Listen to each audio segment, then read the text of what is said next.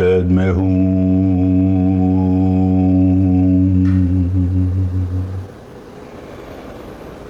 Bem, agora que estou na luz sagrada da consciência do universo, deixa eu invocar os poderes da massacração para deturpar essas pessoas que tanto assediam o ambiente. Naumaxa Mandabla Ungen Souaka, me deu seus poderes, Shura da força! Ah! Salve humanidade! Muito tempo aí que eu não venho trazendo algum vídeo devido ao tempo, mas hoje, novamente sem roteiro, vou tentar fazer um vídeo rápido aqui sobre algumas coisas da questão sobre o que seria o ego, o que seria esse eu.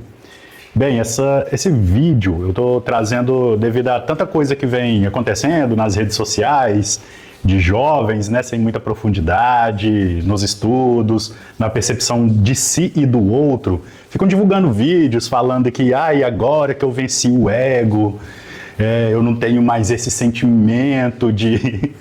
sei lá, eu invento um tanto de coisa assim, só que, primeiramente, não existe isso de desfazer o ego, a não ser que você esteja fragmentado, esteja totalmente dissipado de uma certa desorganização dos emaranhados psíquicos.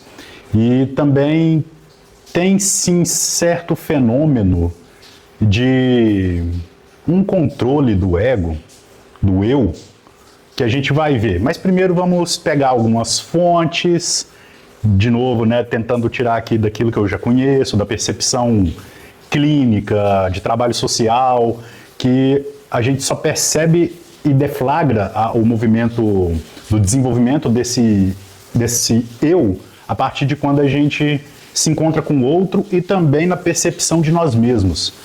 Então vamos lá, ao som gratificante dessa chuva.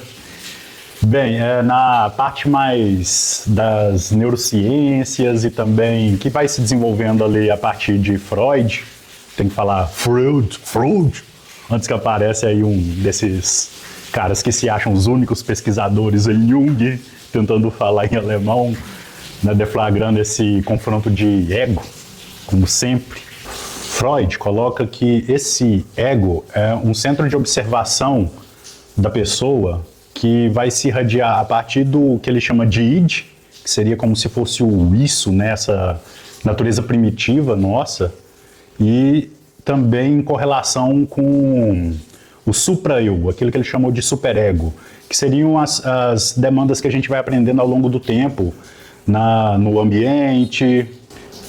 Bem, já dá para perceber o porquê que está muito tempo sem vídeo aqui, né? Sempre um barulho externo de pessoas que não têm um mínimo de equilíbrio do ego.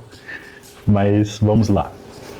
E esse supra-eu vai ter toda uma carga das ideologias que a gente vai carregar da infância, da adolescência, para a vida adulta, daquilo que a gente crê e não percebe, daquilo que foi chamado de falsas crenças. E tudo isso vai colocar o ego em uma certa disputa entre tentar satisfazer os emaranhados psíquicos do id, com tentar satisfazer aquilo que a gente pensa que pode perder uma estima, um reconhecimento social, né, da nossa família também. Só que o Freud ele vai permeando nisso e coloca muito numa ideia sobre, por exemplo, a gente se comparar com a pessoa que cavalga o cavalo, sendo o ego a pessoa que direciona o cavalo, o id sendo o cavalo e os arreios e os equipamentos sendo esse supra-eu. Lacan, após o Freud, vai ter uma ideia mais interessante, que não tem uma distinção do cavaleiro com o cavalo. Mas isso daí vai ficar para uma discussão para quem é da psicanálise clássica.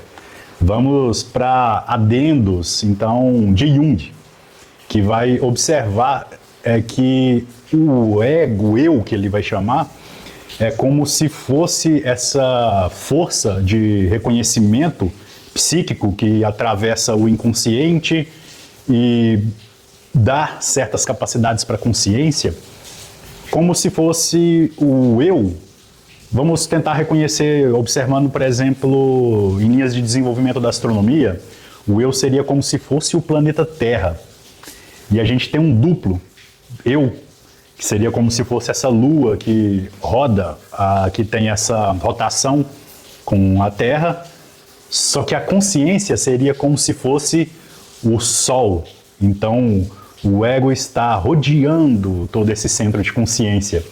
Só que o universo todo ao redor seria toda a força do inconsciente, que não seria só um repositório de traumas e de esquecimentos e de repressão, como Freud afirmava. Tem ali sim cargas que transformam a gente, que colocam a gente em traumas, mas tem muito mais forças. Então, um reconhecimento que eu acho muito interessante, trazido por Murray Stein, da psicologia analítica, da psicologia dos complexos, que inclusive esteve diretamente, que para mim uma das maiores entusiastas e pesquisadoras e práticas da psicologia clínica voltada para a linha da psicologia analítica de Jung. Ele esteve muito em contato com Marie-Louise von Franz, que ali eles vão tentar desenvolver algumas coisas que observa que não tem como a gente dissipar o ego, o eu, devidamente por ele ser um fenômeno arquetípico. Daí vem alguns problemas para a gente tentar entender. Um adendo importante é que é o ego, o eu, que nos conduz, por exemplo, quando saímos para algum local e precisamos ir, sei lá, no correio ou no mercado, ao invés de a consciência nos levar para uma pracinha, para uma praia, a gente ser objetivo no que a gente precisa fazer, é o ego que nos conduz nesse momento. Então, sim, o ego é muito importante. Esse arquetipo vem da junção das palavras arque, que seria algo primitivo, algo antigo, com tipo, né? Algo que vai se desenvolvendo tipologicamente, algo que é comum. E assim, tanto faz quem inventou esse primeiro termo, tá? Senhor que pesquisa mais Jung que todo mundo e conhece só um grupinho ou outro e não conhece o mundo inteiro, de muitas pessoas bem desenvolvidas na área. Esse fenômeno arquetípico, tanto faz quem inventou o termo, se foi Filo, de Alexandria, se foi Platão, o interessante é que como esse fenômeno ele tende a ser repercutido, seja na capacidade de reprodução genética, seja depois em assimilações que vão se desenvolvendo ao longo da vida. E assim, por exemplo, é muito comum para quem é mãe, pai, para até quem tem um mínimo de observação possível e não precisa ser pai ou mãe de recém-nascidos e da primeira infância, consegue perceber quando esse centro do ego começa a permear a primeira infância da criança, quando ela começa aquela identificação, né? Ah, eu fulano, no espelho é eu mesmo, tipo assim. E também quando começa aquela fase da negação, que muitos pais e mães têm ódio porque não entendem essa diferenciação do que sou eu mesmo no meu desenvolvimento adulto, né? Fica sempre nesse eterno, né? De um eterno estado infantil, mesmo num corpo adulto. Você aí que me assiste, acomete-se muito disso, de estar sempre infantilizado, né? Não que eu também não, muitas vezes, mas, né, importante a gente reconhecer nossa sombra, que não vou falar aqui nesse momento. Fica muito negando a própria negação da criança, que é um estado do egocentrismo, de novo a palavra ego, importante aí, para a criança fazer uma identificação do que é ela mesma, diferente dos adultos, dos responsáveis familiares que estão cuidando dela ali. Então, assim, essa fase de negação da criança, que pode variar 2 anos, outras mais tardiamente 4 anos, algumas antes, né, de quando você oferece um alimento ou qualquer coisa assim, se chama assim, ela fala não, mas depois ela vai lá e faz o que você está pedindo, é porque esse estado de negação tem mais a ver com esse reconhecimento da individualidade. E essa individualidade vai se desferir aquilo que depois vai ser o centro do eu. O eu não centrado, na verdade, orbitando a consciência. E a consciência, quando ela está amplamente observada como si mesmo, né, o termo self que Jung cunha, mas o si mesmo, melhor dizendo assim, este sim não é um fenômeno arquetípico. Ele está mais num espaço virtual de desenvolvimento, entre uma combinação da consciência com o eu, com o inconsciente, o si mesmo, essa essência nossa, que é muito difícil da gente observar, mas sempre tem uma vozinha que às vezes muda o ritmo daquilo que a gente vai desenvolver para nós mesmos durante a nossa vida. Esse centro da consciência, esse si mesmo, está no espaço virtual. Tá também pessoa que aí fica muito pagando pau só para Deleuze, Guattari, e esquece de observar que muito da própria capacidade da observação das essências, que depois vai sendo muito discutida para quebrar aquela psiquiatria embusteira, né, cheia de ódio contra a vida, vem daí da psicologia analítica, muito ainda, inclusive, desenvolvida pela Anísia da Silveira, a nossa queridinha aqui, que desenvolveu aqui no Brasil, né? Então tá, tendo em vista isso, que o ego é um fenômeno arquetípico, ele vai se desenvolver, ele vai criar uma ponte. Quando a gente tenta falar que vai dissolver o ego, que está com o ego mais controlado, isso é uma anedota, isso é uma mentira, isso não existe. Porque o ego em si, o eu em si, ele é muito importante para a gente ter um entendimento da realidade. A consciência, ela é o aspecto real, mas quem faz o fenômeno da realidade ser entendida para a consciência é o próprio eu. E quem vai trazer para o centro da consciência poderes, digamos assim, não poderes do jeito que vocês conhecem aí, lá do nosso inconsciente, é o eu. Então, assim, o Jung vai muito contra filosofias orientais que falam para dissolver o ego, mas talvez o Jung não tenha entendido também, em prática, tudo aquilo que era sobre esse ego, porque, em suma, quando você conhece as práticas, principalmente, além dos textos da filosofia oriental, essa dissolução do ego tinha muito a ver sobre essa irresponsabilidade egoísta e narcisista que a gente tem aqui no Ocidente. Lá eles chamavam simplesmente do eu. Inclusive, é muito mais anterior a Freud, a Jung, o entendimento de ter 3 fenômenos do eu. Né? E depois até a psicologia transpessoal vai tentar ultrapassar isso usando muito de base da psicologia analítica, usando muito de base também da cognitiva comportamental, e vai colocar ali que ainda tem muito mais eus ainda, né? Então eles colocam, por exemplo, o eu julgador, que é esse eu que rebaixa a gente, que Jung chamava da deflação do ego, né? Quando a gente começa a absorver muito conhecimento e se sentir totalmente insatisfeito, rebaixado, e a gente cria um fenômeno depressivo, de autodepreciação também. E também aquele eu mais egoísta e narcisista, que Jung chamava da inflação do ego, que é quando a gente acha que, né, reconheci, né? Acontece muito com pessoas que vão para academia científica, para academia também, né? E começa a achar que, nossa, eu desenvolvi um aparato aqui, agora eu entendi tudo. Aí o ego começa a inflar e você se acha melhor que as pessoas, que sabe, né, orientar. Inclusive um fenômeno muito fascistoide, digamos assim, né, um microfascismo, que a esquizoanálise deflagra, que é isso da gente achar que pode conduzir as pessoas a saber como votar, o que é verdadeira educação. Isso tudo é um fenômeno da inflação do ego. E mais um adendo que vale lembrar é quando você, que se diz que já está com o ego equilibrado e tal, aponta uma câmera para você mesmo, tira foto. Eu não sou preocupado com isso, não, isso é legal, mas isso é ego. E diante disso, né, a Transpessoal tem algumas incorrências. Vou deixar um livro aí que foi indicado pelo meu antigo terapeuta, o Gabriel, aí, paz aí para você.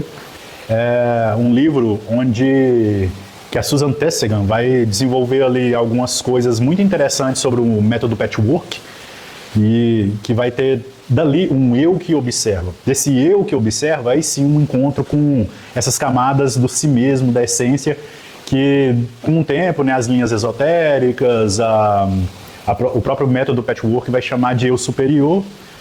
Toma muito cuidado com esse nome, não significa que você está sendo superior a nada, é como se fosse uma codificação de uma consciência muito mais abrangente, do nous, né, natureza que transcende a gente e que vai demonstrar caminhos para além do nosso próprio ciclo neoliberaloide de achar que só a gente tem que existir, só a gente que é o máximo, para uma natureza mais da individuação, que não é individualismo, tá? É individuação, que vai fazer... Todo meu gato tá girando aqui loucamente, brincando, tá? Por isso que eu tô meio assim.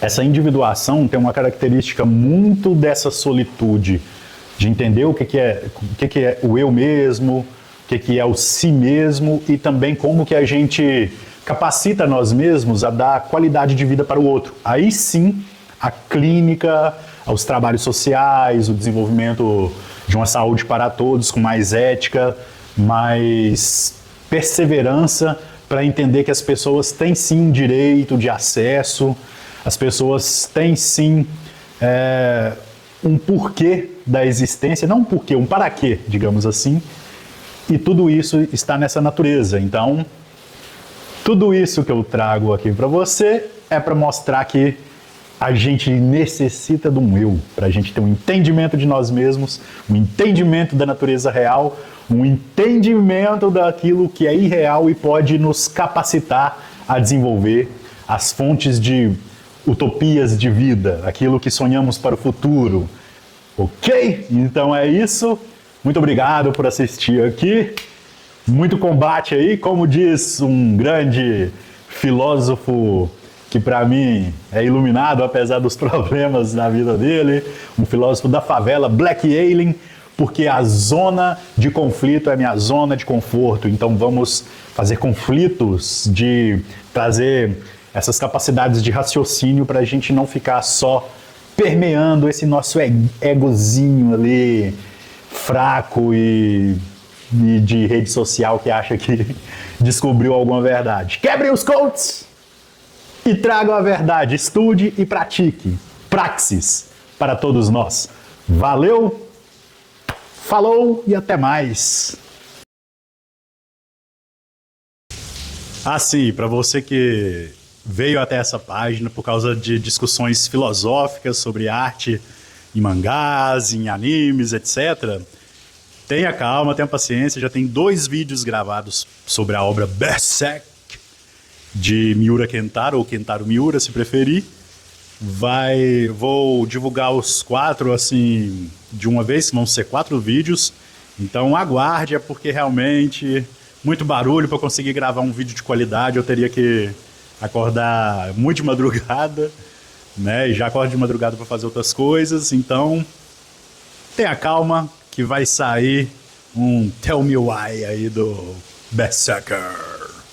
Valeu novamente. この世界には人の運命を司る何らかの超越的な律、神の手が存在するのだろうか。少なくとも人は自らの意志さえ自由にはできない。